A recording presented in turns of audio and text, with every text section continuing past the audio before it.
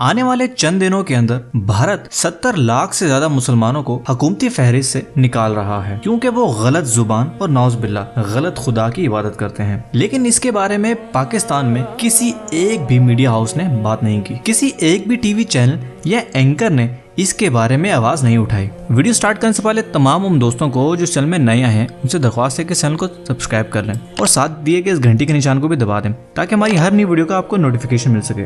दोस्तों, भारत के सूबे असम में 70 लाख से भी ज्यादा मुसलमानों को हुकूमती फहरिस्त से निकाला जा रहा है, सिर्फ इसलिए कि वो अलग जुबान बोलते हैं और उनका अकीदा भी अलग है। इस सूबे में 61.47% हिंदू जबकि 34.22% मुसलमान रहते हैं। और सिर्फ यही नहीं, तमाम शोहरों को उनके बीवी बच्चों से अलग जेल में डाल दिया जाएगा। ये तमाम लोग वो हैं जो भारत में गुर्बत की जिंदगी गुजार रहे हैं। भारत में भी अब नस्ल परस्ती का आगाज हो चुका है, बिल्कुल वैसे ही जैसे रोहिंग्या मुसलमानों के साथ बुर्मा में हुआ था, और ये तमाम चीजें खामोशी से चल रही हैं। इन मुसलमानों के हक में एक फलाही अदारे आवाज.org ने एक कैंपेन का आगाज किया है, जिसमें तकरीबन 3.5 लाख से ज्यादा लोगों ने अपने आप को रजिस्टर किया है। अगर आप चाहें तो आप भी इस कैंपेन का हिस्सा बन सकते हैं। मैं इसका लिंक अपनी वीडियो के डिस्क्रिप्शन में डाल दूंगा। असम सूबे के ये गरीब गुरबा लोग उन तमाम बुर्मी रोहिंग्या मुसलमानों की तरह हैं जिन्हें बुर्मा की हुकूमत ने ये कह के निकाल दिया कि